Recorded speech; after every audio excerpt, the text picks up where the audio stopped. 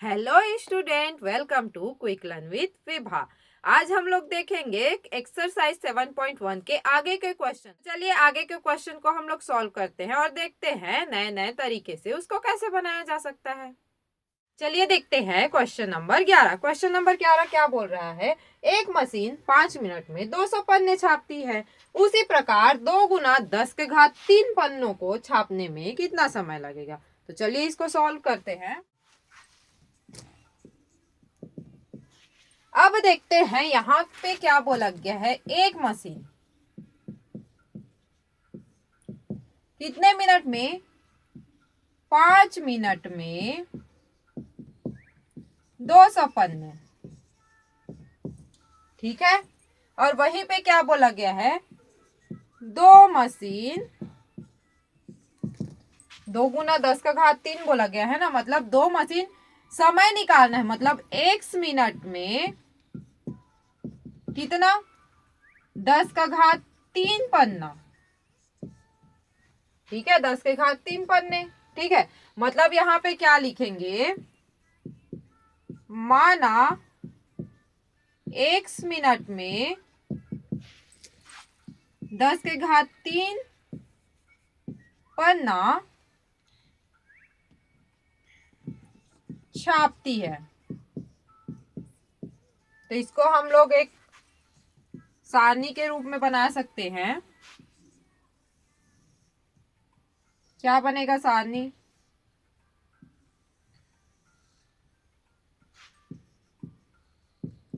पन्नों की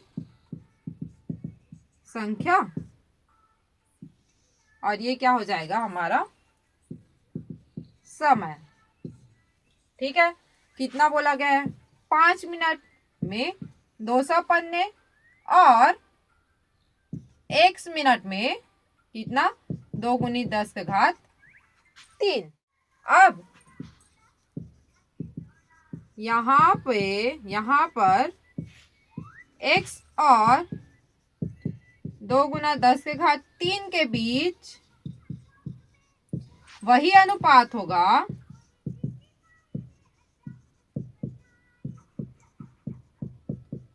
जो 5 और 200 के बीच है। ठीक है, तो आपको पता है फॉर्मूला क्या होता है? x1 y1 बराबर x2 y2। लिख लेते हैं 5/200 और ये क्या हो जाएगा? x बटा 2 गुणित 10 का घात 3।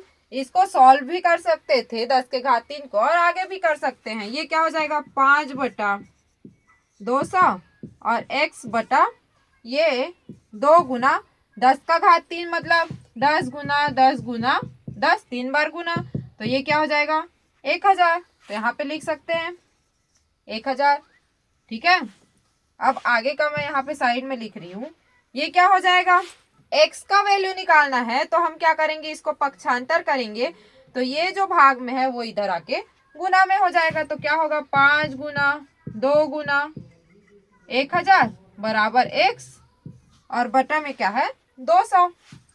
200 लिख देते हैं, कट कर लेते हैं। 1 0 1 0 1 0 1 0, 2 एकम 2 एकम। तो क्या बचा हमारे पास? 5 गुना 10 बराबर x, मतलब 50 बराबर x। अतः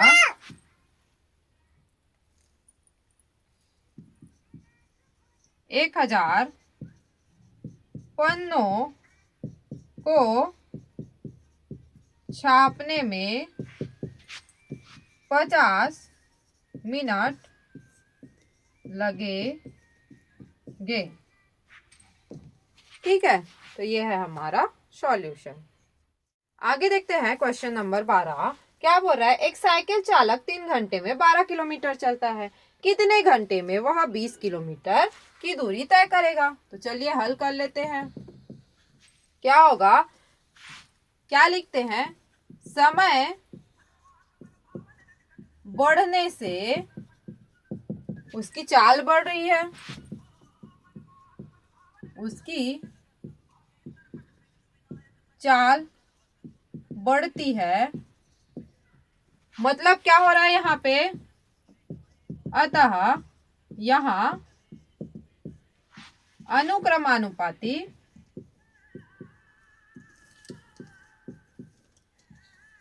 विचरण संबंध है।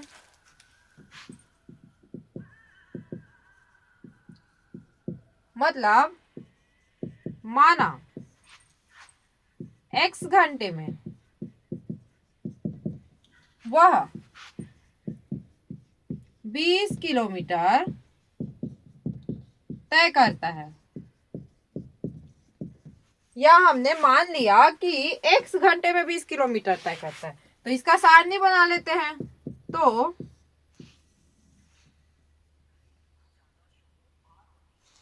क्या हो जाएगा, समय बटा दूरी, या फिर चाल लिख सकते हैं।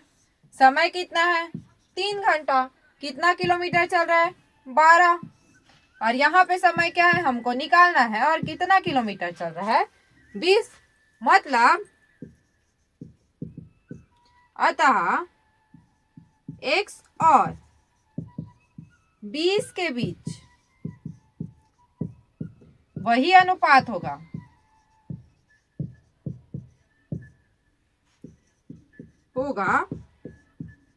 जो किसके बीच है, 3 और 12 के बीच है। तो यहाँ पे फॉर्मूला लिख लेते हैं, x1 बटे y1 और x2 बटे y2। x1 क्या है, 3, और y1 क्या है, 12, और x2 क्या है, x, और y2 क्या है, 20। चलिए हल करते हैं। यहाँ पे x का वैल्यू निकालना है, तो क्या करते हैं, x को इधर ही रख दिए। अब इधर क्या है, 3 बटे 12, 20 क्या है, बटे में है, इधर जाएगा तो क्या हो जाएगा, गुना में हो जाएगा, तो गुना कर देते हैं। ये हो गया हमारा। हल कर लेते हैं, 3 एकम 3 चौक 12, 4 एकम 4 पंचे 20, 5 बराबर x। मतलब क्या होगा, अतः 5 घंटे में 20 किलोमीटर की दूरी तय करता है, या फिर तय करेगा। क्लियर है। इसे नंबर 13 देखते हैं। 25 मजदूरों की मजदूरी 1250 रुपए है, तो 40 मजदूरों की मजदूरी कितनी होगी। चलिए हल कर लेते हैं। सेम क्वेश्चन है।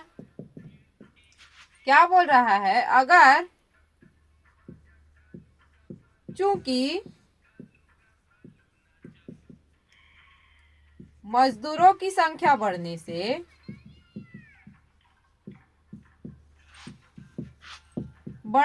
मजदूरी भी बढ़ेगी। भाई मजदूरों की संख्या बढ़ेगी तो उसकी मजदूरी भी बढ़ेगी।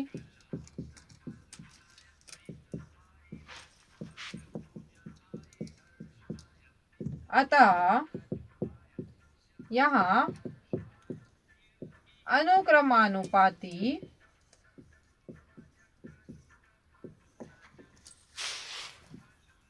विचरण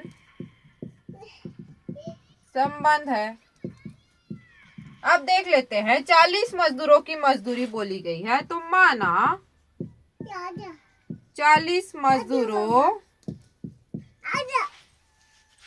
हाँ बेटा, माना 40 मजदूरों के लिए मजदूरी x है, तो बना लेते हैं।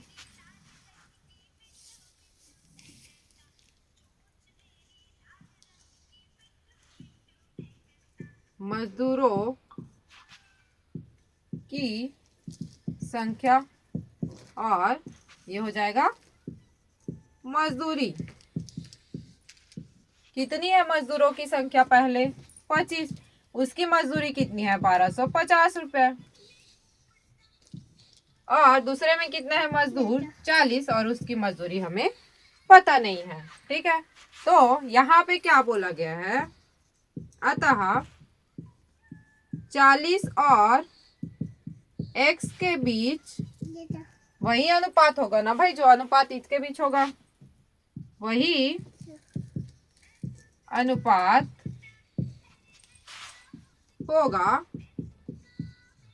जो 25 और 1250 के बीच होगा। देख लेते हैं क्या आ जाएगा। x1 बटे y1 बराबर x2 बटे y2। तो x1 क्या है, 25 बटे 1250 और 40 बटे x। ठीक है, यहाँ पे लिखते हैं। फिर x का वैल्यू निकालना है, तो क्या करेंगे हम लोग, तिर्यक गुना कर लेती हूँ पहले मैं। 25 का गुना x के साथ और 40 का गुना 1250 के साथ। अब यहां से हम लोग कर सकते हैं, x का वैल्यू निकालना है तो x को इधर ही रहने देते हैं। 25 को इधर ले जाऊंगी तो क्या हो जाएगा, ये गुना में है वो आके भाग में आ जाएगा। ठीक है, हल कर लेते हैं।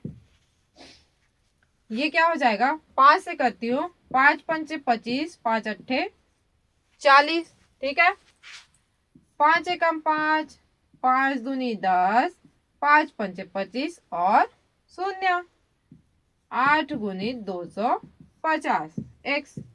8 से गुना कर देते हैं, 8 शून्य शून्य, 8 पंचे 40 का शून्य हासिल है 4, 8 दूनी 16, 20, 2000 रुपए।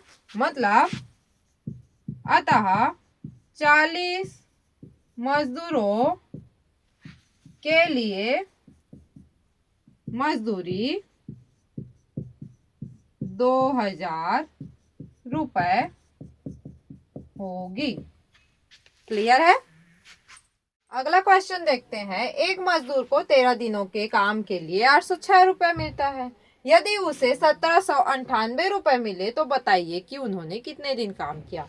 तो ये भी वैसे ही है, देखते हैं, डायरेक्ट देखते हैं। माना 1798 रुपए के लिए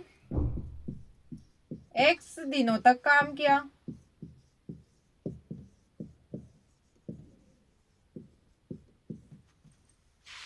तो हो जाएगा दिनों की संख्या और क्या होगा,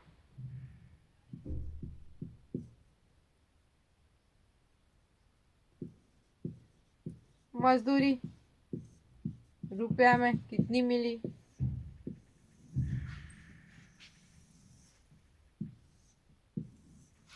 तो दिनों की संख्या कितना, 13 दिन के लिए 806 रुपए, और क्या बोला गया है, 1798 रुपए कितने दिन के लिए वो निकालना है। तो वही हम लोग को निकालना है। तो चलिए निकाल लेते हैं। x और 1798 के बीच वही अनुपात होगी जो 13 और किसके बीच है, 806 के बीच है। मतलब x1 y1 बराबर x2 y2। x1 कितना है 13, y1 कितना है 806, x2 कितना है x और y2 कितना है 1798। x का वैल्यू निकालना है तो x को इधर ही रहने देते हैं, इसको इधर पक्षांतर कर देते हैं। क्या हो जाएगा, 1798 गुना 13 बटे 806। यहाँ पे लिख लेते हैं, भाग दे देती हूँ। 13 एकम 13, 13 छः का 78 और 13 दूनी 26, 62 आया। अब इसको 2 से अगर करूं, 2 तिया 6, 2 एकम दो अट्ठे 16, दोनिया 18 और दोनिया 18। अब ये 31 से जाएगा, 31 से कितने बार में जाएगा?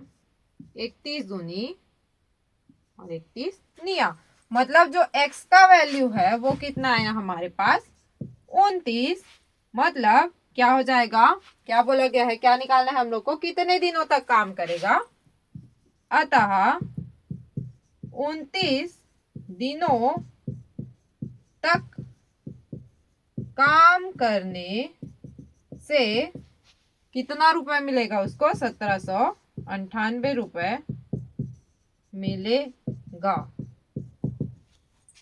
क्लियर है? अगला क्वेश्चन देखते हैं। 100 मीटर की दूरी तय करने में नम्रता 1225 कदम चलती है, तो 2835 कदम चलने पर वह कितनी दूरी तय करेगी? अब हमको क्या तय करना है कि वह कितनी दूरी चल रही है। ठीक है, तो चलिए देखते हैं। माना 2835 कदम चलने पर x दूरी तय करेगी। ठीक है, x दूरी तब तय की गई दूरी और नम्रता की चाल, मतलब चाल बोल सकते हो या फिर चले हुए कदम बोल सकते हो, जैसे भी हो आपको सेटिस्फाई हो वैसे लिख सकते हो आप। तय की गई दूरी 100 में कितना? 1225 कदम चल रही है। ठीक है, तो x में कितना चलेगी? 2835, ये दिया हुआ है हमें। अब x और 2835 के बीच वही अनुपात होगा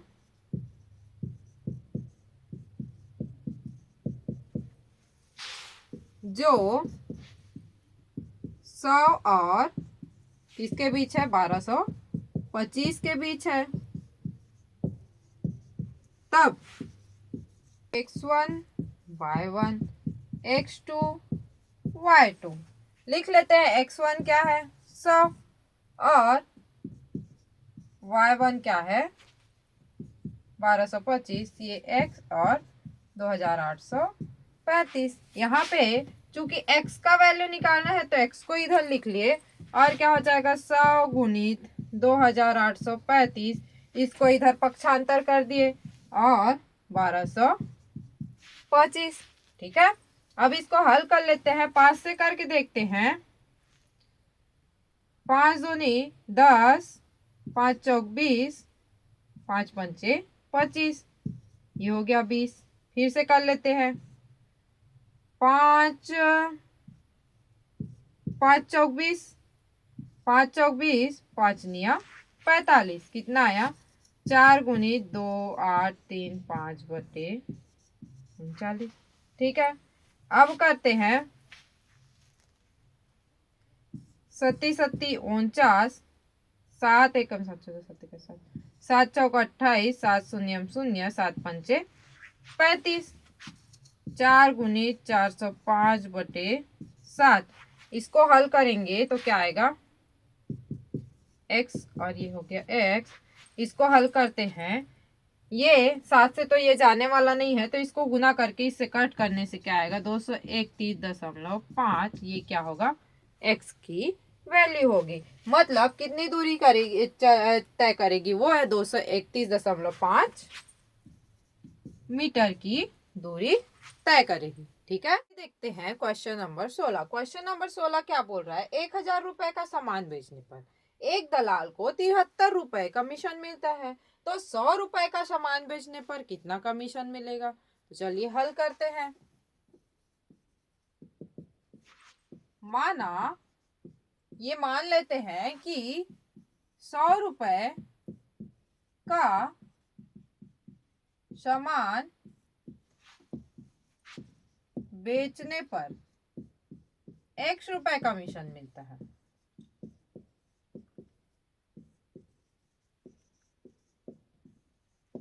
ऐसा हमने मान लिया है। तो चलो सारणी बना लेते हैं।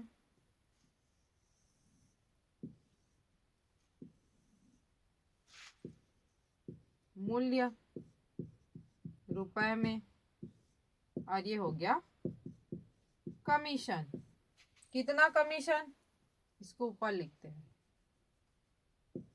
मूल्य और ये हो गया कमीशन।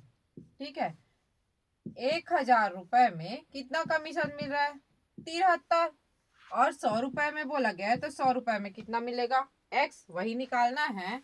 तो यहाँ पे क्या है, अतः 100 और x के बीच वही अनुपात होगा जो 1000 और 73 के बीच है। तब क्या हो जाएगा, x1 बटे y1 is equal to x2 बटे y2। ठीक है, तो x1 क्या है 1000 और y1 क्या है 73, x2 क्या है 100 और y क्या है y2 x है। हल कर लेते हैं, x का वैल्यू निकालना है तो पहले क्या कर लेते हैं, तिर्यक गुना कर लेते हैं। यहाँ पे लिख लेती हूँ, तिर्यक गुना करेंगे तो इसका इसके साथ हो जाएगा 1000 गुणित x और 100 गुणित 73। ठीक है, अब इसको अगर इस साइड ले जाऊं तो क्या हो जाएगा, 100 गुणित 73 बटे 1000, ये कट गया, बचा क्या 73 बटे 100, 73 बटे 10, मतलब ये क्या हो जाएगा 7.3। ये क्या होगा हमारा आंसर। अतः 100 रुपए का सामान बेचने पर 7.3 रुपए कमीशन मिलेगा। यह है हमारा आंसर। क्लियर है, था आज का क्वेश्चन। आगे के क्वेश्चन को हम लोग नेक्स्ट वीडियो में देखेंगे। उम्मीद है कि आपको ये सारे क्वेश्चन समझ में आए होंगे। कुछ क्वेश्चन को मैंने शॉर्ट में बताया है, उसको आप अच्छे से और कर सकते हैं क्योंकि वही वही क्वेश्चन रिपीट हुआ है। और ऐसे ही वीडियो को देखते रहने के लिए मेरे चैनल पर बने रहिए, क्विक लर्न विद विभा। और मेरे चैनल को लाइक कीजिए, शेयर कीजिए और सब्सक्राइब कीजिए, क्विक लर्न विद विभा।